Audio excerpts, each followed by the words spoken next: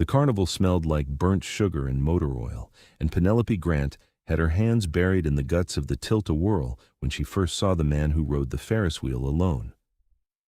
She didn't look up right away. The bearing housing had seized again, and if she didn't fix it before tomorrow night's final show, Marcus would have her head.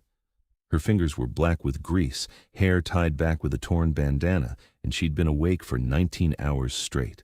This was the rhythm she knew. Movement, work, the next town, the next repair, the next reason not to think about what came after. "You're good at that," a voice said above her, quiet and precise, each word placed like a chess piece. Penelope extracted herself from beneath the ride's platform, wiping her hands on her coveralls. The man standing there looked like he'd walked out of some European painting, all sharp angles and impossible elegance. White hair pulled back from a face too pale to be healthy, wearing a long coat despite the summer heat that pressed down on the boardwalk. His eyes were the color of old silver. "At what?" she asked, straightening. She was tall, but he was taller, and something about the way he stood made the carnival behind him look temporary, like stage dressing. "Not stopping," he said, and there was something in his voice that made her skin prickle. Not threat exactly, recognition maybe. She studied him for a long moment. "You're the guy who rides the wheel every night." "Aurelian Jordache," he said, offering his hand. When she took it, his skin was cool despite the humid air, his grip careful, like he was afraid of breaking something. "And you are the woman who fixes things that break." "Penelope. Most people call me Penny." She released his hand, suddenly aware of how filthy hers were. "Sorry about the grease." "I don't mind," he said, and she believed him. There was something ancient in the way he looked at her, patient and oddly sad. "Do you ever ride the attractions yourself? Or only repair them?" "I don't really do stillness," she said, which was more honest than she'd meant to be. "Even sitting on a Ferris wheel feels like wasting time I could use doing something else." He smiled at that, small and knowing. "Then we have that in common." Before she could ask what he meant, Marcus was calling her name from across the midway, something about the haunted house's fog machine, and she had to go. But she felt Aurelian's eyes on her back as she walked away, and when she glanced back from the game booths, he was still standing there, watching her like she was the only real thing in a landscape of illusions. That night, after the crowds had thinned and the lights were dimming, she saw him board the Ferris wheel alone. Tommy, the ride operator, didn't even ask for a ticket, just nodded and started the mechanism, and Aurelian rose into the dark sky over the ocean, silent and solitary in his gently swaying car. Penelope stood beneath the cotton candy stand and watched him circle, and something in her chest ached in a way she didn't have words for. The next day was a blur of repairs and maintenance, the desperate scramble of a carnival on its last legs in a town that had already lost interest. They'd pack up in 3 days and move on to the next stop, somewhere up the coast. Penelope had been with this outfit for 8 months now, longer than she usually stayed anywhere. The itch to move was already building under her skin, the familiar restlessness that said she'd learned this place's rhythms and it was time to go before anything could settle, before anyone could expect her to be someone permanent. She was rewiring the carousel's control panel when Aurelian appeared again, this time carrying 2 paper cups of coffee. He offered her one without a word. "You know what I'm starting to think?" she said, accepting the cup. It was exactly how she liked it, which should have been impossible since they'd never discussed it. "I think you're following me." "I am," he said simply, leaning against the carousel's platform. In the afternoon light, his skin looked like marble, and there were shadows under his eyes that seemed to go down forever. Is that unwelcome? She should have said yes, should have recognized the warning signs the way she always did. This was how people got attached. This was how you ended up with roots, with expectations, with the terrible weight of mattering to someone. But instead, she said, "No," and meant it, and something in his expression softened. They talked while she worked, her hands busy with wire and solder, his voice a steady current beneath the carnival's mechanical symphony. He asked about the machines she fixed, and she found herself explaining the engineering behind each ride, the physics of rotation and acceleration, the way everything was designed to simulate danger while remaining fundamentally safe. "You understand them," he observed. "The machines. Better than you understand people, I think." Machines make sense, she said, crimping a connection. They break in predictable ways, fix them, and they work. People are messier. People are terrifying, he agreed, and there was such weight in those words that she stopped working to look at him. You don't seem like someone who's afraid of much. I've outlived most fears, he said, which was a strange way to put it. Fear requires the possibility of loss. When you've lost everything enough times, the fear becomes background noise, white static. You stop hearing it. She knew that feeling, though she'd achieved it through motion rather than time. Keep moving and nothing could catch you. Keep leaving and you'd never have to watch things fall apart. So why ride the Ferris wheel every night, she asked. Doesn't seem like your style. He was quiet for so long, she thought he wouldn't answer. Then, because it's the only place I remember what it felt like to be afraid. At the top, suspended, that moment of perfect stillness before the descent. It used to mean something. I keep trying to find it again. Penelope set down her tools. This man, this strange, elegant, impossibly sad man, was looking for the same thing she was running from. The moment when everything stopped and you had to face what you'd built or abandoned. What did you lose? She asked softly. Everything, he said. Many times over. What are you running from? Same thing, she said. The possibility of loss. Can't lose what you never hold on to. He smiled at that, and it was the saddest smile she'd ever seen. That's very wise and very lonely. Yeah, she said. It really is. They stood there in the shadow of the carousel, two people who'd found opposite solutions to the same problem, and something passed between them that felt like understanding. Ride the wheel with me tonight, Aurelian said. Just once. Show me what it looks like through your eyes. She should have said no, but she'd already broken too many of her own rules with this man, and one more wouldn't matter, would it? Just one ride, and then they'd pack up and move on, and she'd never see him again. Okay, she said. One ride. That night, after the crowds had dispersed and the carnival was winding down, Penelope found herself walking toward the Ferris wheel. Aurelian was already there, waiting beneath the painted arch that proclaimed it the Sky King Supreme. Tommy saw them coming and just gestured them forward, that same knowing nod he gave Aurelian every night. They settled into one of the cars, the metal seat creaking under their weight. The safety bar came down, and then Tommy hit the switch, and they were rising, the carnival spreading out beneath them in a constellation of colored lights. You do this every night, Penelope said, watching the ground fall away. Doesn't it get old? Everything gets old when you have enough time, Aurelian said. He was sitting carefully on his side of the seat, maintaining distance, always so controlled. The question is what still matters when novelty dies. And does this matter? It did once. He looked out at the ocean beyond the boardwalk, black water under a blacker sky. I rode a wheel like this in Vienna in 1897. I was different then, younger in ways that have nothing to do with years. I believed I was invincible. Penelope turned to study his profile. There was something in the way he spoke, a formality that suggested English wasn't his first language or that he'd learned it a very long time ago. And you're not invincible? No one is, he said, but it took me a very long time to learn that. By the time I understood, I'd already lost the people who could have taught me gently. They reached the top, and the wheel paused, their car swaying slightly in the sea breeze. From here, the world looked small and manageable. The carnival was a cluster of lights, the town a scattered glow in land, and everything else was darkness and possibility. I've never stayed anywhere long enough to lose anyone, Penelope said. I had a brother once, Daniel. We were close when we were kids, but I left home at 17 and just kept going. Last I heard, he's married, has a kid, lives in the same town where we grew up. He sends me emails sometimes. I don't always answer. Why not?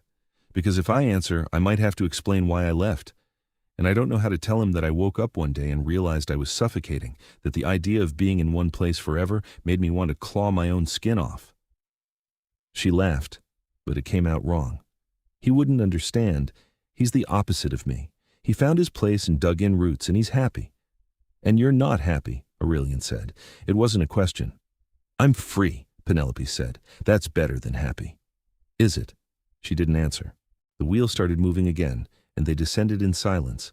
But when they reached the bottom and the bar lifted, Aurelian said, "Tomorrow, same time, if you're willing." "Why?" she asked, even though she knew she'd say yes. "Because you're the first person in a century who's made me want to ride this wheel for reasons other than memory," he said, and walked away into the dark before she could respond. Penelope stood there, heart beating too fast, and realized she was in serious trouble.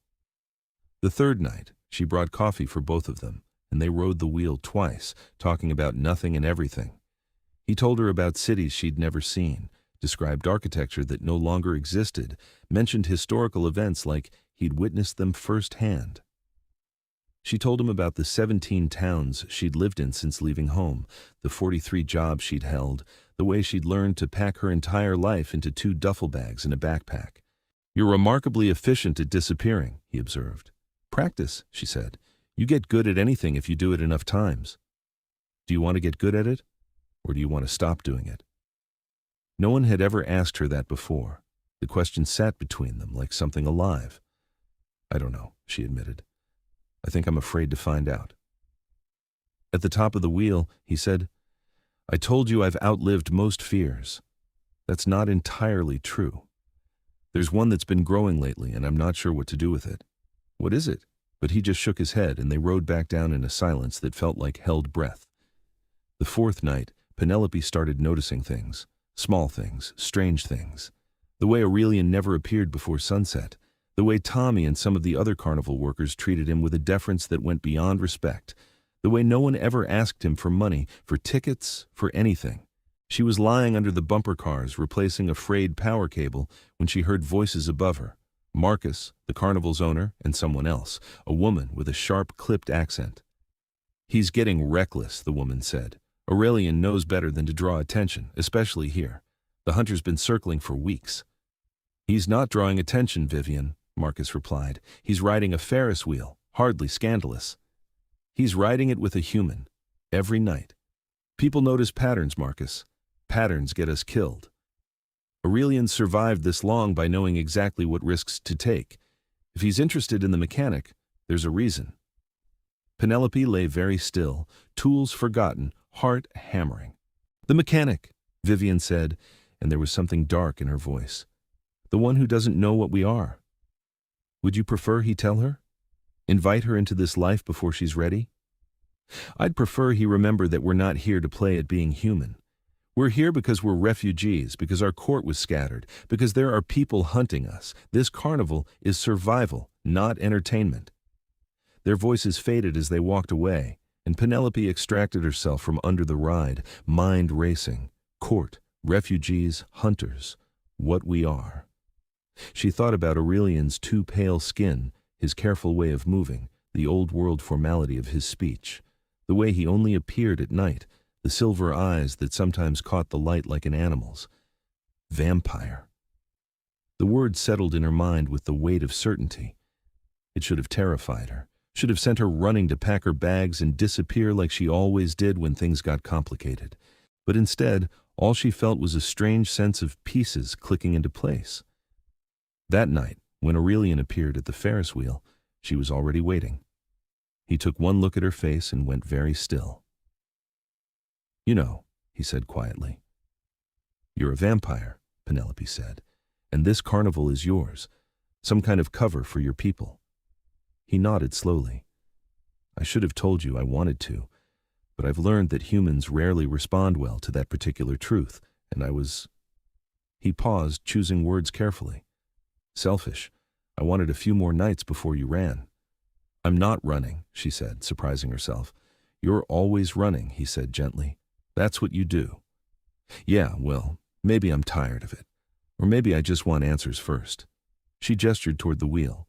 "Are we riding, or are you going to stand there looking tragic?" Something that might have been relief flickered across his face. They boarded the car, and as they rose, Penelope said, "Tell me, all of it. I want the truth." So he did. He told her about being turned in 1823, about the court he'd built over decades, a family of choice bound by blood and loyalty. He told her about the old laws, the careful dance of existing alongside humanity without drawing attention. He told her about the schism 3 years ago, when a rival court had attacked and scattered his people, forcing them into hiding. The carnival was Marcus's idea, Aurelian said. He's been with me for 60 years. He suggested we hide in plain sight, keep moving, use the crowds and noise as camouflage. It's worked so far. We've picked up others along the way.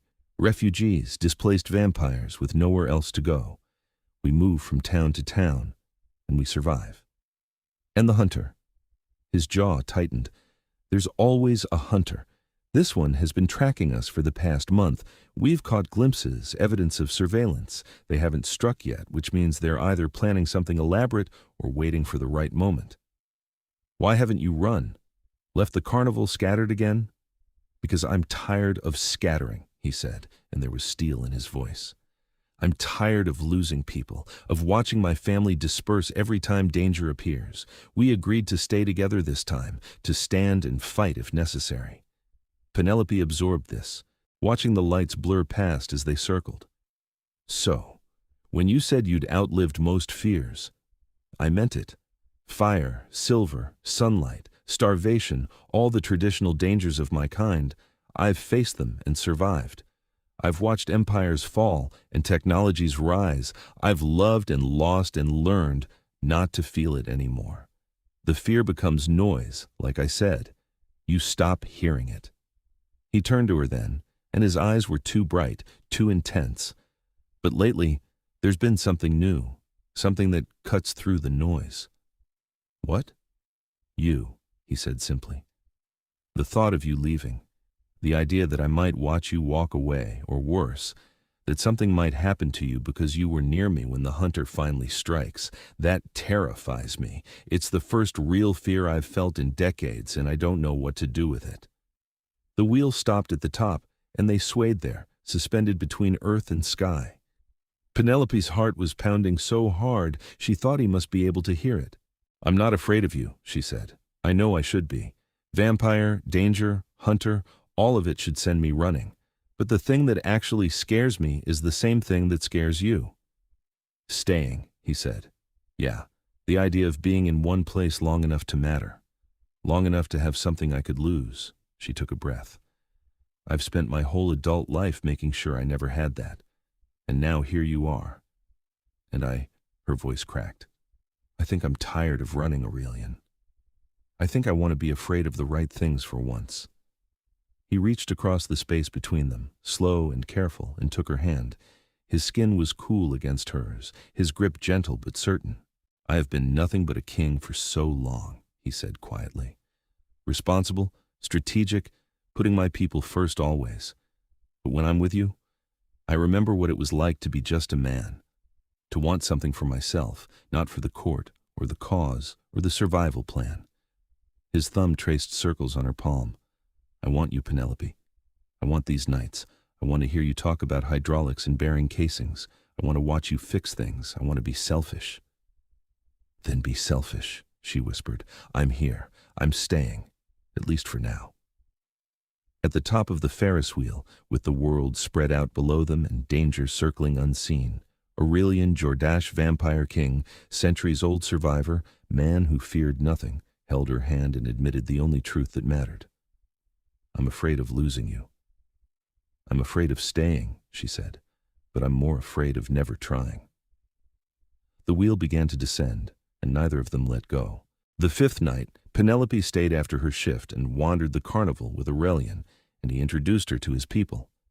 Vivian turned out to be a sharp-eyed woman with white hair cut in a severe bob who looked Penelope over with clear skepticism. So you're the mechanic who's captured our king's attention, Vivian said, accent making the words crisp. I fix things, Penelope said. That's all.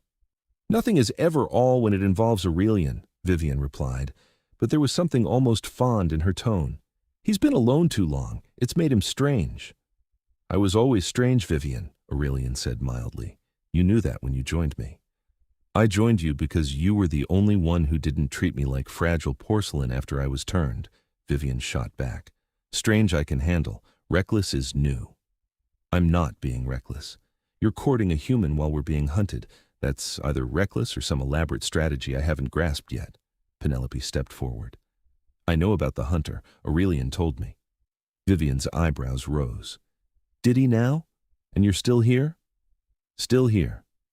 They stared at each other for a long moment, and then Vivian smiled, sharp and knowing. Well, perhaps there's more to you than grease stains and wanderlust. Come, if you're going to be here, you should meet the others. She led them through the carnival's backstage area, past the equipment trailers and generator trucks, to a large converted bus that served as a common area. Inside, a dozen people lounged in various states of relaxation. All of them had that same otherworldly quality Aurelian possessed, too pale, too graceful, too much. Marcus was there, a broad-shouldered man with white hair and an easy smile. Ah, the famous Penelope. Aurelian speaks of nothing else. I speak of many things, Aurelian protested. Yes, logistics and route planning and security protocols, Marcus agreed, but your eyes only light up when discussing a certain mechanic. Penelope felt her face heat, and Aurelian shot Marcus a look that would have withered a lesser man. But Marcus just laughed, and gradually the others joined in, and Penelope found herself swept into a strange, makeshift family of displaced vampires who'd built a life out of carnival lights in motion. They asked her about her work, about the machines, about the towns they'd visit next. They treated her like she belonged, like her presence was natural rather than anomalous. And slowly, carefully, she let herself imagine what it might be like to stay. Later, walking back through the empty midway with Aurelian, she said, "They're good people. Your court." "They're everything to me," he said simply. "When my original court fell, when everything I'd built over decades was destroyed, I thought I'd lost the capacity to build anything again. But these people found me, or I found them, and we created something new. It's smaller, stranger, more fragile than what came before. But it's ours. And you'd do anything to protect it?" "Anything," he confirmed. "Which is why the hunter is such a problem. We can't keep running forever, but we can't risk a confrontation that might get someone killed." Penelope thought about this, her mechanical mind already turning over possibilities. "What do you know about the hunter? Capabilities, methods, weaknesses?" "They're professional," Aurelian said. "Not some amateur with folklore and wooden stakes. This is someone who knows what we are and how to track us. They've been careful, staying just out of sight, gathering information. We've found surveillance equipment, traced their movement patterns. They're waiting for something." "For you to make a mistake," Penelope said, "to give them a clear target." "Most likely." "Then maybe it's time to give them one." He stopped walking, turning to face her. "What are you suggesting?" "I'm suggesting we think like mechanics, not victims. You have a problem, this hunter. They have a problem they can't strike without knowing they'll succeed. Both sides are stalled, so you change the equation. You make them reveal themselves on your terms in a situation you control." Aurelian stared at her, and slowly a smile spread across his face. "You're brilliant. Do you know that?" "I know I'm good at solving problems," she said. "Talk to your people. Figure out what the hunter wants, what they need. Then give it to them, but not the way they expect." He pulled her close then, right there in the middle of the empty carnival, and kissed her forehead with such tenderness it made her chest ache. "Thank you," he murmured against her skin, "for being here, for not running." "I'm terrified," she admitted, "absolutely scared out of my mind." "Good," he said, "so am I. Perhaps we can be terrified together." The sixth night, the plan took shape. They'd figured out through careful investigation that the hunter had been focusing on the Ferris wheel, probably because Aurelian rode it every night. It was predictable, isolated, vulnerable, the perfect place for an ambush. "So we use that," Vivian said, pacing the bus while the others listened. "Tomorrow's the last night. Final show, biggest crowd. Everyone will be here. If the hunter wants to strike, it'll be then." "We wire the wheel," Penelope suggested. "Not to hurt anyone, but to track them. I can set up sensors, cameras, all of it disguised as normal maintenance equipment. When they make their move, we'll know exactly where they are." Marcus nodded. "And we'll have people positioned throughout the crowd. They won't be able to move without us seeing." "The goal is containment, not violence," Aurelian said firmly.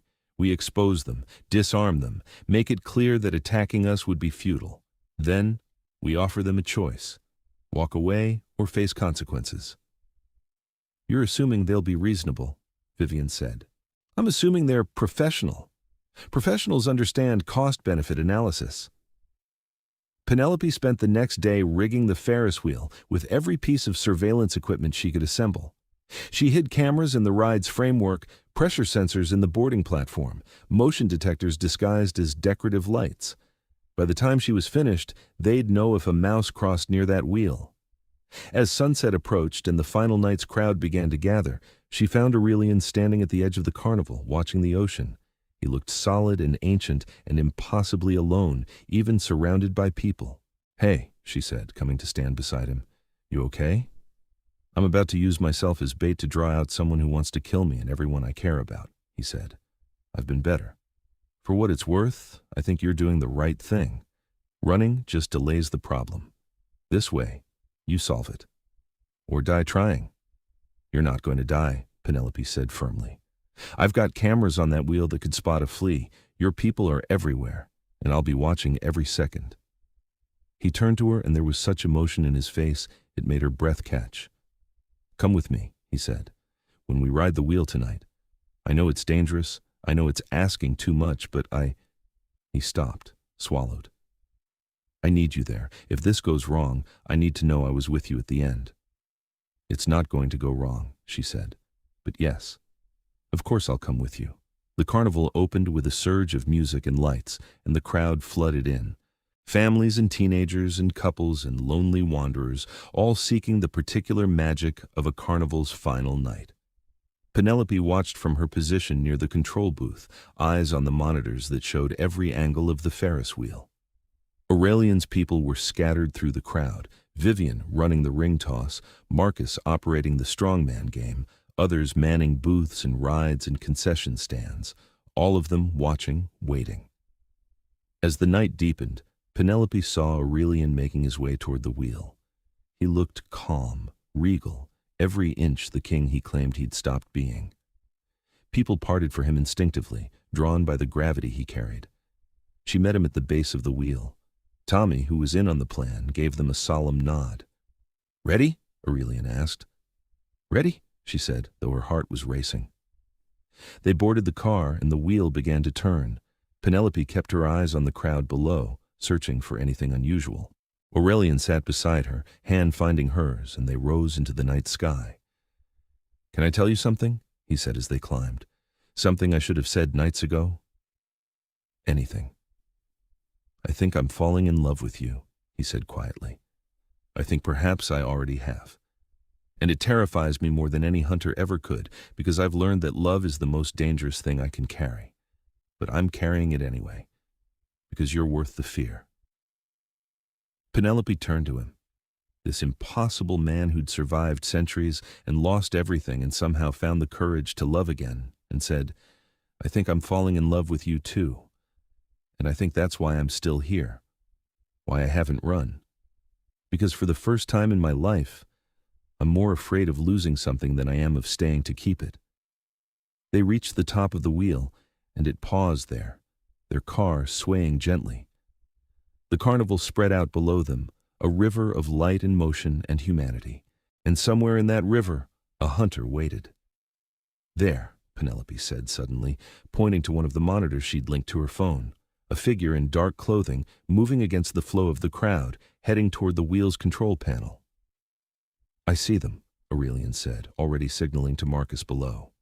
The figure reached the control panel and produced something small and metallic. Penelope watched on her screen as they attached it to the wheel's mechanism, an explosive device, she realized with cold clarity. They were going to blow the wheel while Aurelian was on it. But Marcus was already there, moving with inhuman speed, and suddenly the figure was surrounded.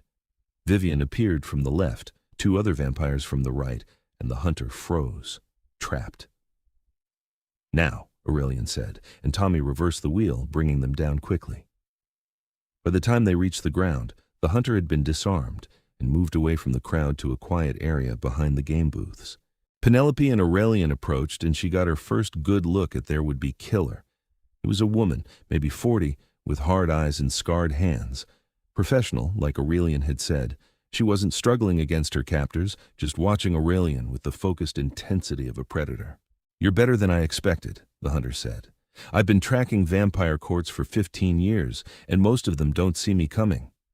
Most courts don't have a mechanic with a talent for surveillance, Aurelian said mildly. What's your name? Does it matter? Yes, if we're going to have a conversation about your future, I'd prefer to use your name. The woman hesitated, then said, Catherine Wells.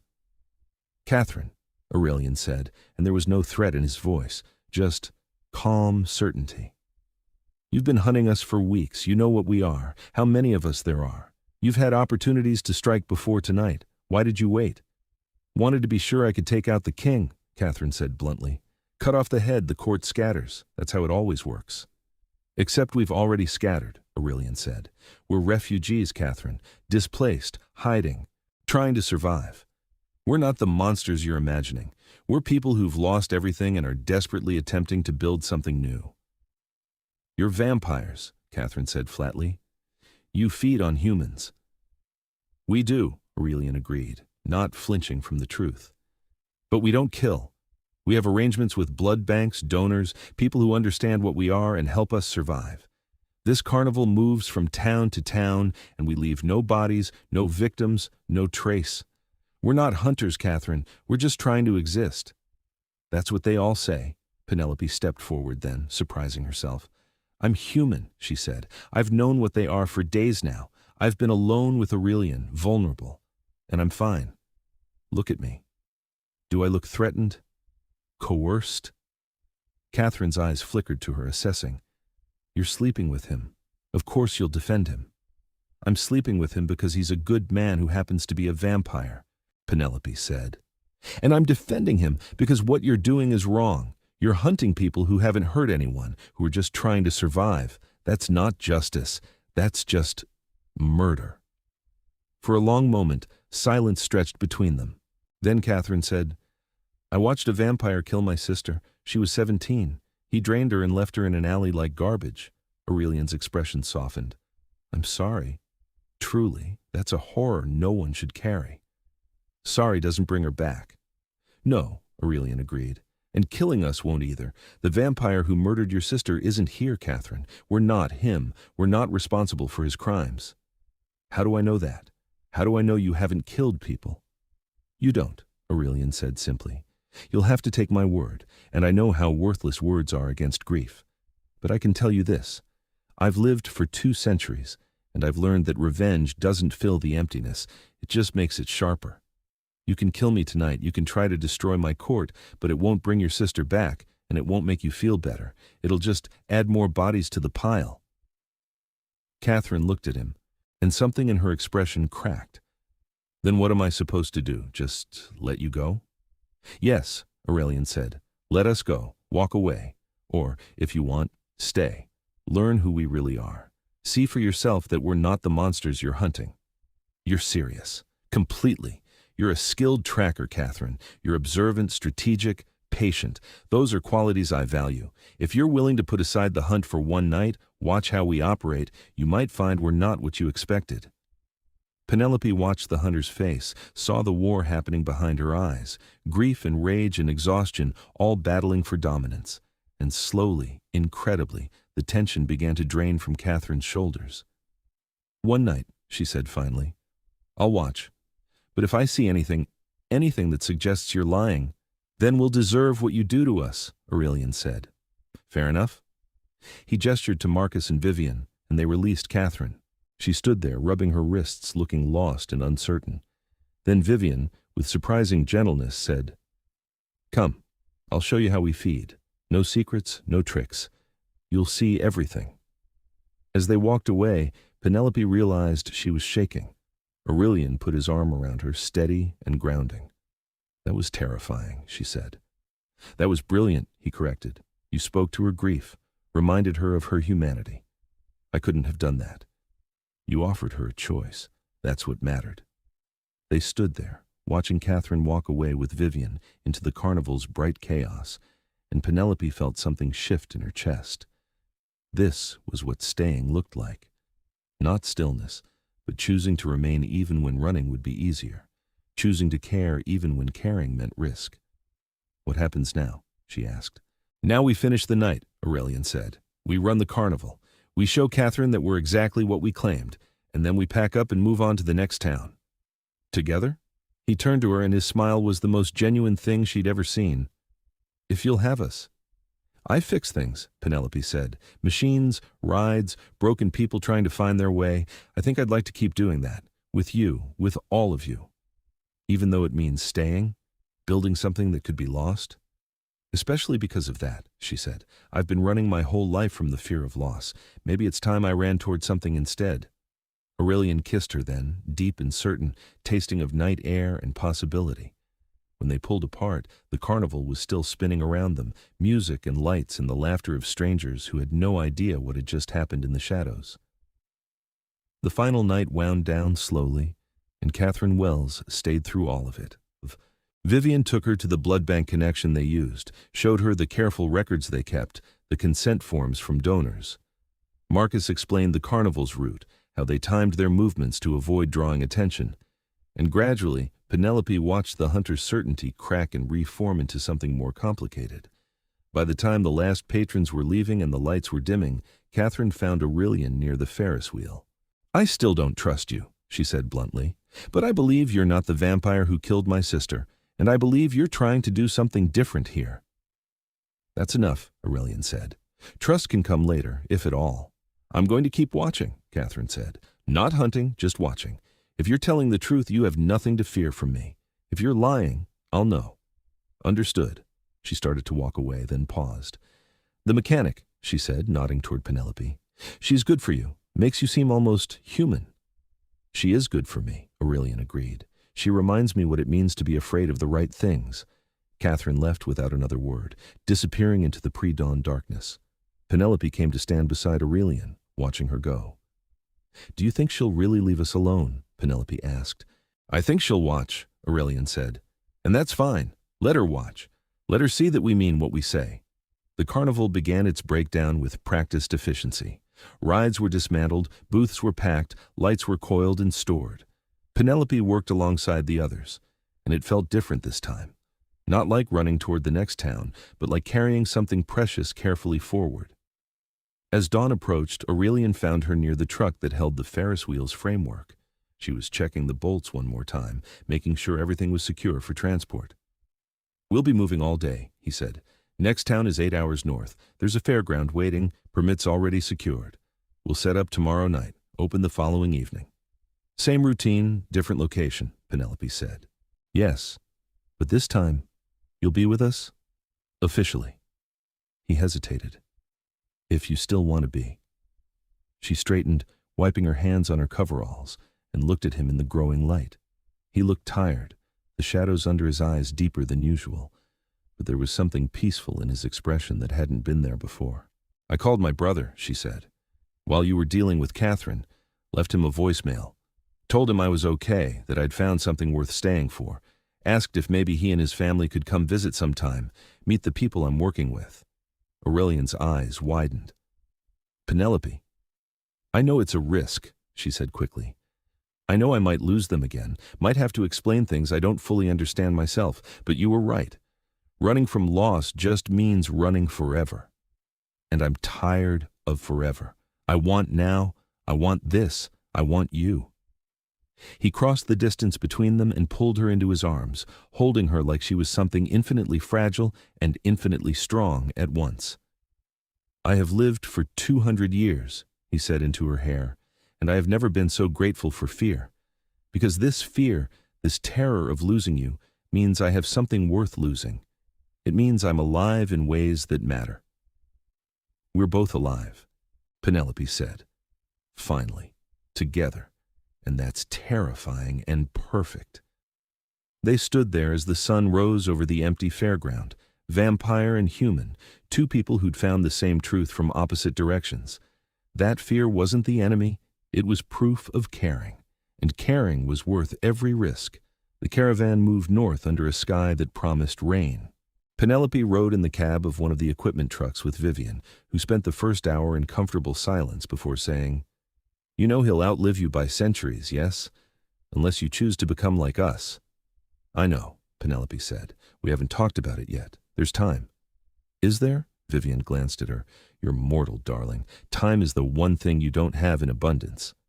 I'm not afraid of dying, Penelope said. I'm afraid of not living first. If I spend the next 50 years with him, with all of you, fixing things and moving and building something that matters, then that's 50 years well spent. What comes after, we'll figure out when we get there. Vivian smiled.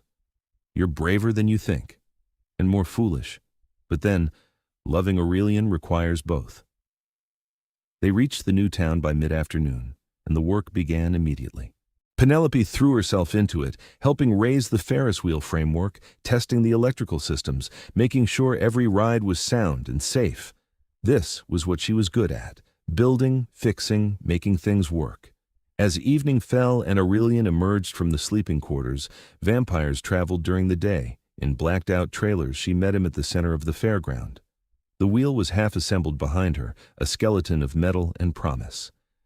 "We'll have it running by tomorrow," she said. "The whole carnival. It'll be ready." "You're remarkable," he said, reaching for her hand. "I'm practical. There's a difference." "No," he said seriously. "You're remarkable. You took a life built on running and turned it into building. You faced a hunter and spoke truth. You chose to stay when leaving would have been safer. That's remarkable, Penelope. Don't diminish it." She felt her throat tighten with emotion. "I'm still figuring it out. How to be still without feeling trapped. How to care without running." "We'll figure it out together," he promised. "One town at a time. One night at a time." The carnival opened 2 days later to a modest crowd, and it felt like beginning again. Catherine Wells appeared on the third night, standing at the edge of the midway, watching. Aurelian saw her and raised a hand in acknowledgement. She nodded back but didn't approach. "She'll keep watching," Penelope said. "Or let her," Aurelian replied. "Transparency serves us better than secrecy ever did." That night, after the crowds had gone and the carnival was settling into quiet, Aurelian and Penelope climbed the Ferris wheel together. Tommy started the mechanism without being asked, and they rose into the night sky over this new town with its unfamiliar streets and possibilities. At the top, they paused, the car swaying gently. Below them, the carnival glowed softly, and Penelope could see the members of Aurelian's court moving through their closing routines. Marcus securing the game booths, Vivian counting receipts, others dismantling food stands and sweeping pathways. A family, strange and displaced and finding their way. "I used to ride this wheel alone," Aurelian said, trying to remember what it felt like to be afraid, to feel anything at all, really. The height, the stillness at the top, it was supposed to remind me what it meant to be alive. "Did it work?" "No," he said. "Not until you were here with me. Not until I had something real to fear losing." Penelope leaned into him, his arm coming around her shoulders, and they sat there suspended between earth and sky, between past and future, perfectly still and perfectly alive. "I'm still afraid," she admitted, "of staying too long, of caring too much, of building something I can't pack into 2 duffel bags." "Good," he said. "Fear means we're doing something that matters, something real." "What are you afraid of?" "Losing you," he said simply. "Watching you age while I remain unchanged, making you unhappy, failing to protect you, the court, any of the people I've promised to keep safe. The list is endless now, and I'm grateful for every item on it." She turned to look at him, this ancient being who'd chosen vulnerability over numbness, who'd let himself love despite centuries of loss. "We're a mess," she said, "both of us, scared and scarred and figuring it out as we go." "Yes," he agreed, "and it's perfect." The wheel began to descend, and Penelope watched the carnival rise to meet them, this strange moving home she'd found, these people who'd taken her in, this life she was building one careful choice at a time. When they reached the bottom, Aurelian helped her out of the car, and they walked hand in hand through the empty midway. Tomorrow they'd run the carnival again, and the day after that they'd start planning the move to the next town. Always moving, never still, but now it was motion with purpose rather than flight. "I want to show you something," Aurelian said, leading her toward the equipment trailers. He unlocked one and gestured her inside.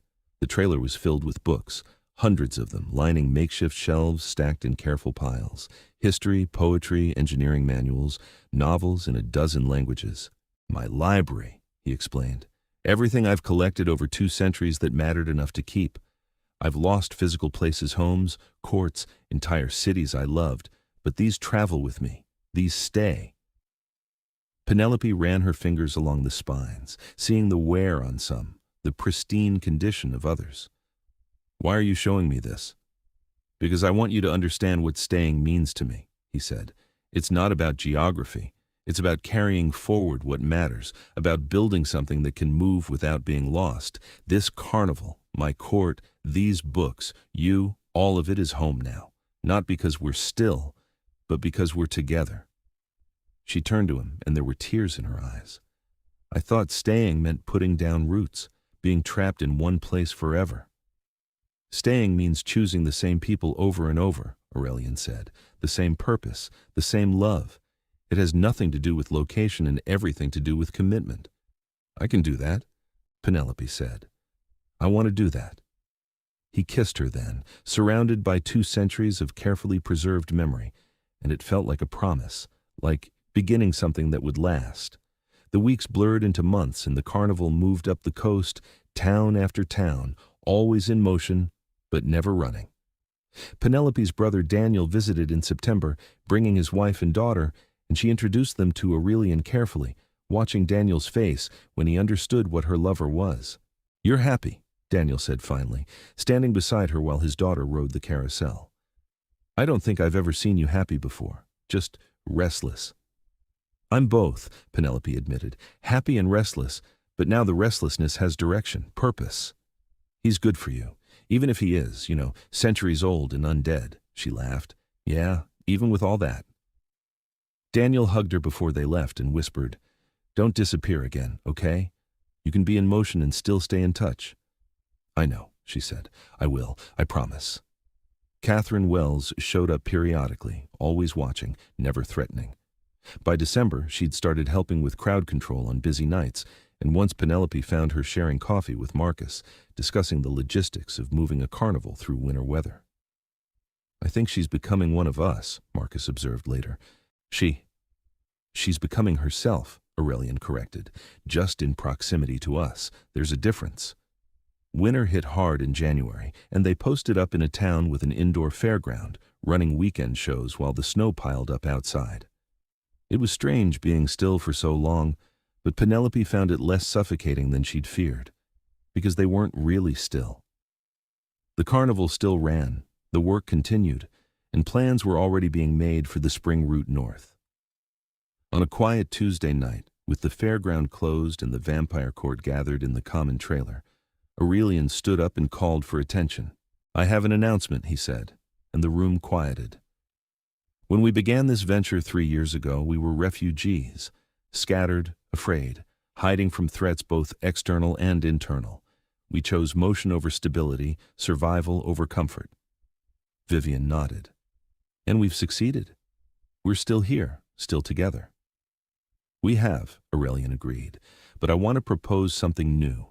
Not a change in what we're doing, but an acknowledgement of what we've become. We're not refugees anymore.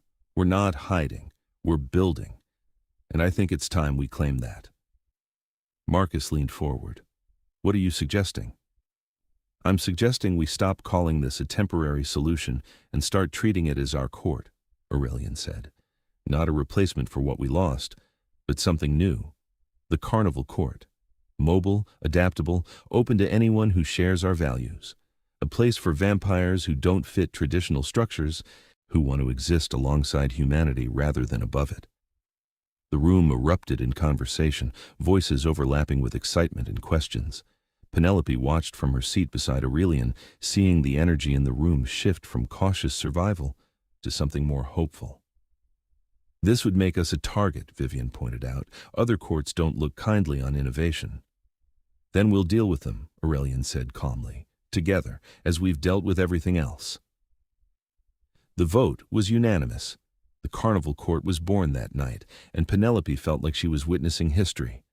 Not the grand, bloody history of empires and wars, but the quieter, more important history of people choosing to build something better. Later, alone with Aurelian in the small trailer they now shared, she said, You're not just a king anymore. You're building something that could last centuries. We're building it, he corrected. All of us, including you. I'm human. I'll be gone in 50 years, maybe less. He was quiet for a moment, then said, "We should talk about that." "I know. I've been thinking about it too." They sat on the narrow bed, hands intertwined, and faced the question that had been circling them since the beginning. "I could turn you," Aurelian said carefully, "give you centuries. We could have time, endless time together." "But," Penelope prompted, hearing the hesitation, "but I've seen what immortality does to people," he said, "how it changes you, slowly, until you're not quite the person you were. And I love who you are, Penelope. Your humanity, your urgency, the way you see the world through mortal eyes. I don't want to take that from you. So what do? We do what we've always done," he said. "We choose each other, day by day, for as long as we have. If you want to become vampire, I'll turn you gladly, and we'll face eternity together. If you want to remain human, I'll love you for every moment we have and carry you with me long after you're gone. Either way, I choose you." Penelope felt tears tracking down her face. "I don't know what I want yet. I just know I want time to figure it out." "Then take it," he said, pulling her close. "We have time. Not forever, but enough. And maybe that's better. Maybe enough is more precious than forever." They held each other as winter wind howled outside. Two people from different worlds finding the same truth. That love wasn't about having endless time, but about making the time you had matter. Spring came with plans for a northern route, up through Maine and into Canada. The carnival court was growing, new vampires arriving with stories of other courts that were too rigid, too violent, too bound by old ways. Aurelian welcomed them all, and Penelope found herself training new arrivals on ride maintenance, teaching them the practical skills that kept their mobile home running. Catherine Wells officially joined them in March, not as vampire, but as human ally, handling security and reconnaissance. "Someone has to keep you idealistic idiots alive," she said when Penelope asked why. "We're grateful to have you," Penelope said sincerely. "Yeah, well, my sister would have liked this place, this idea, monsters trying to be better. It's stupid and hopeful and probably doomed, but I'm in." The carnival opened its season in April, and for the first time, Penelope felt like she understood what home meant, not a place, but the people you carried with you, the work you did together, the future you built choice by choice. One night in May, at the top of the Ferris wheel in some small town whose name she'd already forgotten, Aurelian said, "I have a question to ask you." "Okay," Penelope said, her heart suddenly racing. "Not a proposal," he said quickly. "Not yet. Just a question. Where do you see yourself in 5 years? 10? 50? She thought about it, watching the carnival lights blur past as they circled. "I see myself with you," she said finally. "Here, or wherever here becomes. I see myself fixing things, building things, helping this court grow into whatever it's meant to be. And I see myself happy. That's new for me. Being able to imagine happiness that far ahead." "And the vampire question? Mortality, immortality, all of it? Ask me again in 10 years, she said. "Right now, I just want to be human with you, to live at human speed, feel everything intensely because I know it's temporary. Later, maybe I'll want more time, maybe I won't. But either way, I'll have had this. Us. And that's enough." "You're remarkable," he said, and she could hear the smile in his voice. "You keep saying that." "Because it keeps being true." They rode the wheel down together, and Penelope thought about fear, how she'd spent her life running from it, and now she was running toward it instead. Afraid of loss, of pain, of the terrible vulnerability of loving someone, and choosing it anyway, because the alternative was worse. The summer blazed hot and bright, and the carnival thrived. They played county fairs and civic celebrations, brought joy to small towns that had none. And at night, Aurelian's court gathered to discuss philosophy and blood ethics and the strange beauty of existing in the margins. Penelope's brother visited again in July, this time with news. He and his wife were expecting another child. "And we want you to be the godmother," he said. "If you're okay with that. I know you're not around much, but—" "I'd love to," Penelope interrupted. "I can visit when the baby comes. And stay in touch better. I'm learning how to do that, how to be in motion and still connected. Daniel hugged her tight.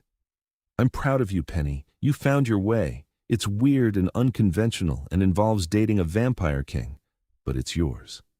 Thanks, she said, and meant it. August brought trouble in the form of a traditional vampire court that took offense to Aurelian's innovations. There were threats, demands that he disband the carnival court and submit to their authority. Aurelian refused calmly, and Penelope watched him navigate vampire politics with the same skill he brought to everything else.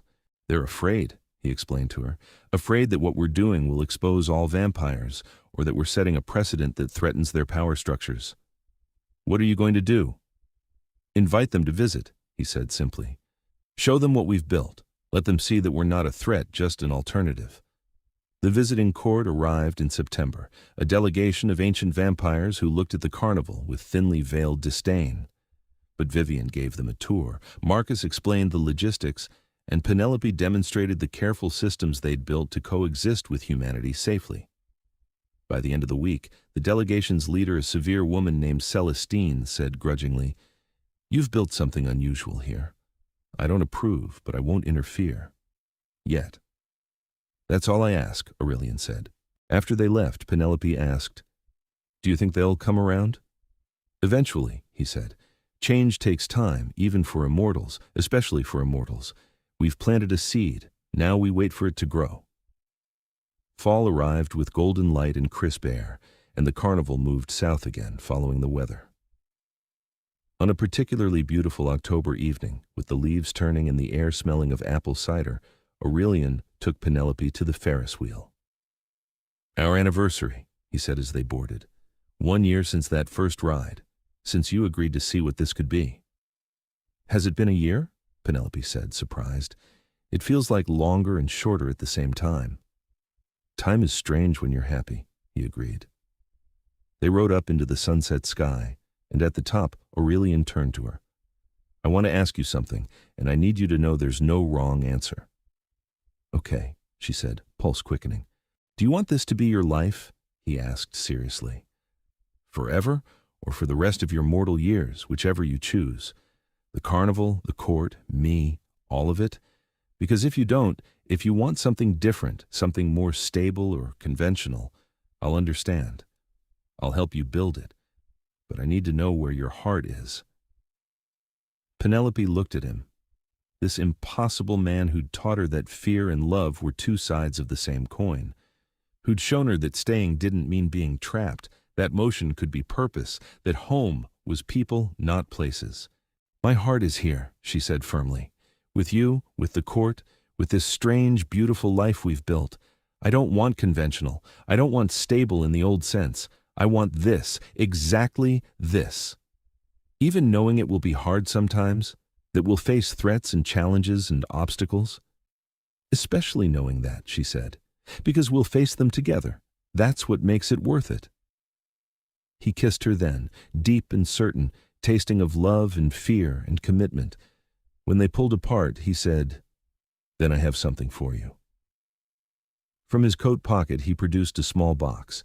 Inside was a ring, simple silver with a small dark stone. It's hematite, he explained, iron oxide. It won't protect you from vampires, despite the folklore, but it's strong and earthy, and it reminded me of you. Grounded, practical, beautiful. Are you proposing? She asked, voice shaking. Not quite, he said. This is a promise ring, a commitment that when you're ready, when we're both ready, we'll make it official. But there's no rush. We have time, however much time you want to take. This is just a symbol of what we already know, that we choose each other every day, no matter what comes. Penelope slipped the ring on her finger, and it fit perfectly. I choose you too, she whispered, every day, for as long as we have. The wheel descended, and they rode down together into the carnival's glowing heart, two people who'd learned that the bravest thing you could do was stay when running was easier, that the deepest courage was loving despite the certainty of loss. The season wound down in November, and they posted up in Florida for the winter, running holiday events and weekend fairs. Penelope spent her days maintaining equipment and her nights with Aurelian, learning vampire lore and history, meeting more members of the growing court, building a life that fit her like it had been tailored specifically. Catherine taught her self-defense, Vivian taught her vampire politics, Marcus taught her the art of reading crowds. She taught them all about hydraulics and electrical systems and the satisfaction of fixing broken things. December brought Penelope's brother and his whole family south for the holidays. They spent a week at the carnival, Daniel's daughter riding every ride a dozen times, his wife marveling at the organized chaos of it all. "You've found your tribe," Daniel said, watching Aurelian patiently explain the Ferris wheel's mechanism to his niece. "I never thought I'd see you settled, but here you are." "I'm not settled," Penelope corrected. "I'm committed. There's a difference." "Is there?" "Settled means accepting what is and stopping.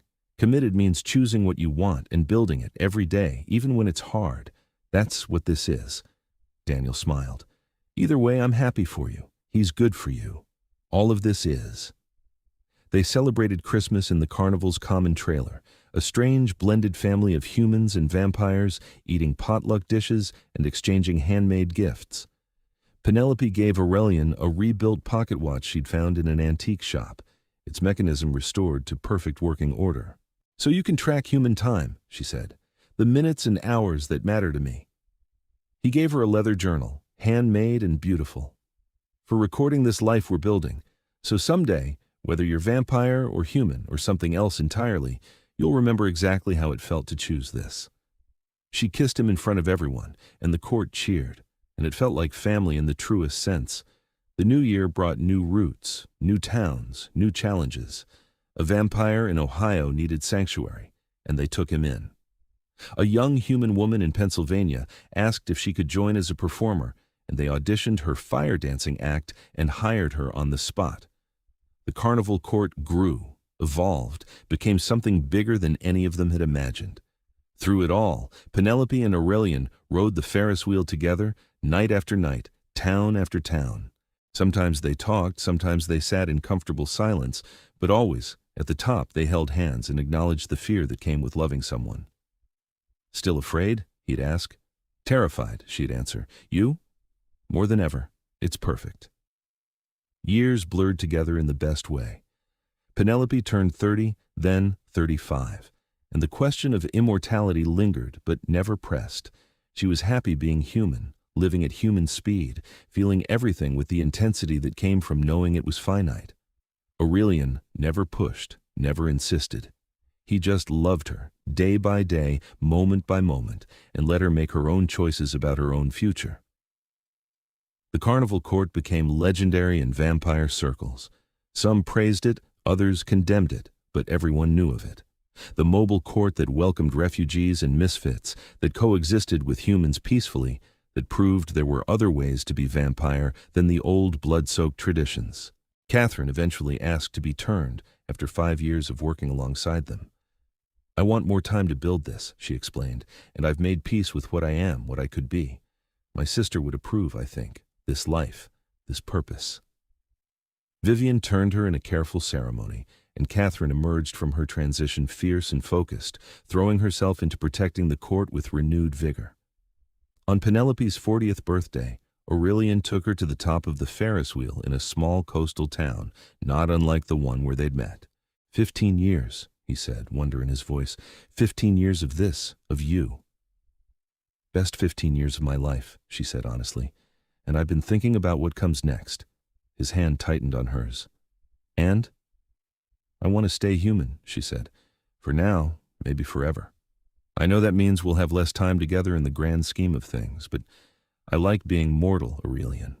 I like the urgency it gives me, the way it makes every moment count. And I think maybe the reason our love works is because we're different, because you give me eternity's patience and I give you mortality's fire." "Are you sure?" he asked. "I'll support whatever you choose, but I need to know you've really thought about it." "I have," she said firmly. "And if I change my mind someday, we'll revisit it. But right now, this is what I want, to be human with you, to love you at human speed, to make the time we have matter more than endless time ever could." He kissed her forehead, her cheeks, her lips. "Then that's what we'll do. Every moment fully lived. I can't think of anything more precious." I love you, she said. Vampire king, carnival runner, man who holds my hand at the top of the Ferris wheel. I love all of you. I love you, he said. Mechanic, wanderer, woman who taught me that fear is just another word for caring. I love all of you. They rode down together, and Penelope looked at the carnival spread out below them, this home they'd built out of motion and trust and daily choice. It wasn't the life she'd imagined when she first came here, running from the idea of roots and commitment, but it was better. It was hers, theirs, and that was everything. The years continued to unspool, full of travel and work and love.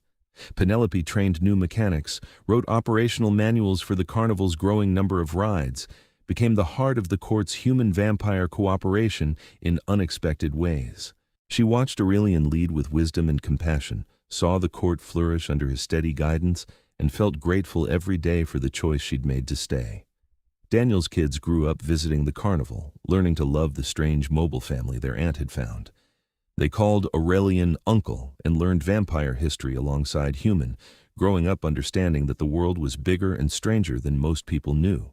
On their 20th anniversary, Penelope stood with Aurelian at the base of a new Ferris wheel in a new town and said, 20 years, can you believe it? Barely, he admitted. It's been the fastest and slowest 20 years of my existence. Good fast or bad fast? The best fast, he said. The kind where every day matters, where nothing's wasted. The kind you get when you love someone mortal and brilliant and brave. She took his hand, and they walked through the carnival together, greeting court members, checking on rides, living the life they'd built together. That night, at the top of the wheel, with the world spread out below them and stars overhead, Aurelian said, I'm still afraid, every day, terrified of losing you. Good, Penelope said, squeezing his hand. That means you love me. That means this is real. It's the most real thing I've ever known, he said. They sat there, suspended between earth and sky, between mortality and eternity, perfectly afraid and perfectly happy, and knew they'd made the right choice. Every single time they'd made the right choice, to stay, to love, to build something worth fearing the loss of.